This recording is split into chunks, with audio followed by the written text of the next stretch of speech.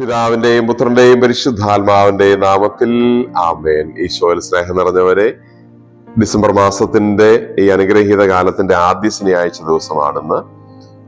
ഈ ക്രിസ്മസ് കാലത്ത് ഈശോ ചിന്തിക്കപ്പെടുന്നതിനേക്കാൾ, ഓർമ്മിക്കപ്പെടുന്നതിനേക്കാൾ, അല്ലെങ്കിൽ അത് കഴിഞ്ഞാൽ ഏറ്റവും അടുത്തതായി ചിന്തിക്കപ്പെടുന്ന പരിശുദ്ധ അമ്മയെക്കുറിച്ചാണ്.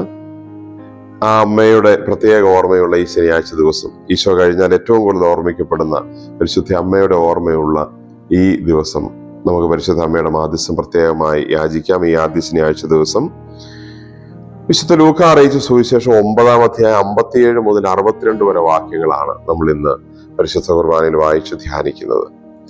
ശിഷ്യത്വം ചില ത്യാഗങ്ങൾ ആവശ്യപ്പെടുന്നതിനെ കുറിച്ച് ഈശോ ഇവിടെ പറയുന്നു. ഈശോയെ അനുഗമിക്കാൻ വേണ്ടി ചിലര് ഇങ്ങോട്ട് സന്നദ്ധത പ്രകടിപ്പിക്കുമ്പോൾ അവരതോടൊപ്പം ചേർത്ത് പറയുന്ന ചില കാര്യങ്ങൾ എങ്ങനെ അവരുടെ ആ ശിഷ്യത്വ മനസ്സിന് തടസ്സമാകുന്നു എന്ന് ഈശോ കാണിച്ചു തരികയാണ്. ഇത് നോമ്പുകാലമാണ്. നമ്മളിൽ നിന്ന് ചില ത്യാഗങ്ങൾ ആവശ്യപ്പെടുന്ന കാലമാണ്. ഈശോയുടെ യഥാർത്ഥ ശിഷ്യനാവാൻ ചെറിയ വാക്കുകളിലുള്ള കാര്യങ്ങൾക്കപ്പുറത്ത് ജീവിതത്തെ യഥാർത്ഥമായ രീതിയിൽ ബാധിക്കുന്ന നോമ്പുകളും ഉപവാസങ്ങളും ആത്മീയമായ ഒരുക്കങ്ങളും ത്യാഗങ്ങളും ഒരു ശിഷ്യന് എന്ന നിലയിൽ ആവശ്യമാണെന്ന് ഈ നോമ്പുകാലം നമ്മളെ ഓർമ്മിപ്പിക്കുന്നു. സ്വന്തം ഇഷ്ടങ്ങൾക്കനുസരിച്ചും നിബന്ധനകൾക്കനുസരിച്ചും പാതി മനസ്സോടെയും ഒന്നും ചെയ്യേണ്ട കാര്യമല്ല ഈശോയെ അനുഗമിക്കലെന്നാണ് ഈശോ എന്ന് പറയുന്നത്. ഈശോ 3 പേരെ തന്നെ അനുഗമിക്കാനായി വിളിക്കുന്നു. ഒരാൾ പറയുന്നു, ഞാൻ എവിടെ പോയാലും തന്നെ അനുഗമിക്കും. സ്വന്തം ഇഷ്ടമനുസരിച്ച് കാര്യങ്ങൾ ചെയ്യും. ഈ ആത്മീയ കാര്യത്തിലും എനിക്ക് അങ്ങനെ ചെയ്യാൻ പറ്റുമെന്ന് ചിന്തിക്കുന്നവരാണ്. ഈശോ പറയുന്നു, എന്നെ കണ്ടിട്ട് എൻ്റെ എന്തെങ്കിലും അത്ഭുതങ്ങളോ ജീവിതമോ ഒന്നും കണ്ടിട്ട് നീ അത് കണ്ടിട്ട് വരണ്ട. പക്ഷേ നിനക്ക് സന്നദ്ധത ഉപേക്ഷിക്കാനും ത്യജിക്കാനുമൊക്കെയുള്ള സന്നദ്ധതയില്ലെങ്കിൽ ഈ ജീവിതത്തിൽ ബുദ്ധിമുട്ടാകുമെന്ന് ഈശോ ഓർമ്മിപ്പിക്കുന്നു. രണ്ടാമത് ഒരാൾ പറയുന്നു, എൻ്റെ പിതാവിനെ പോയി സംസ്കരിച്ചിട്ട് വരാൻ. അവൻ പറയുന്ന ആദ്യം പോയി. അവന് ചില ആദ്യം നടത്തേണ്ട മറ്റു ചില കാര്യങ്ങളെ കുറിച്ച് ചിന്തകളുണ്ട്. മൂന്നാമതൊരാൾ പറയുന്നു, വീട്ടുകാരോട് പോയി വിടവാങ്ങാൻ അനുവദിക്കണം. ഒരു പകുതി മനസ്സ് വീട്ടിൽ വെച്ചിട്ട് ഈശോയെ അനുഗമിക്കാൻ വരാമെന്ന് പറയുന്നവരാണ്.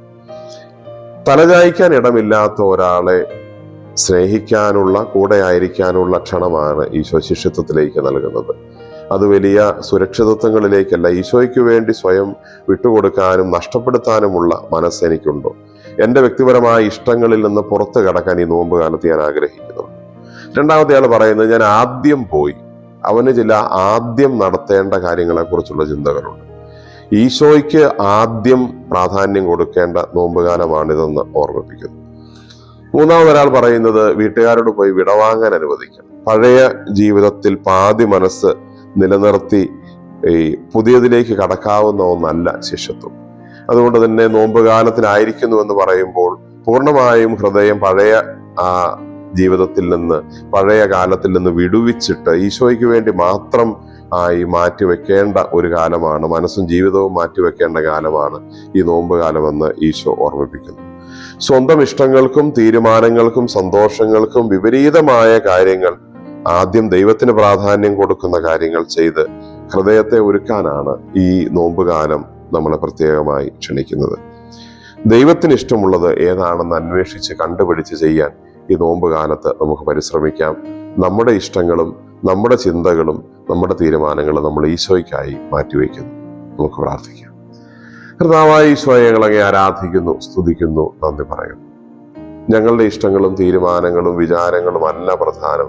അങ്ങ് ഞങ്ങളിൽ നിന്ന് ഈ കാലത്തിൽ എന്താവശ്യപ്പെടുന്നു, എങ്ങനെ ജീവിക്കാൻ ആഗ്രഹിക്കുന്നു എന്ന് മനസ്സിലാക്കി അതനുസരിച്ച് ചെയ്യുവാനും അതുവഴി ഞങ്ങളുടെ ഹൃദയത്തെയും ജീവിതത്തെയും അങ്ങയുടെ വരവിന് വേണ്ടി ഒരുക്കുവാനും ഞങ്ങളെ സഹായിക്കണം. നമ്മുടെ കർത്താവ് ഈശോ മിശിഹായുടെ കൃപയും പിതാവായ ദൈവത്തിന്റെ സ്നേഹവും പരിശുദ്ധാത്മാവിന്റെ സഹവാസവും നാം എല്ലാവരോടും കൂടെ ഉണ്ടായിരിക്കട്ടെ, ഇപ്പോഴും എപ്പോഴും എന്നേക്കും. ആമേൻ. ഈശോ മിശിഹായ്ക്ക് സ്തുതിയായിരിക്കട്ടെ.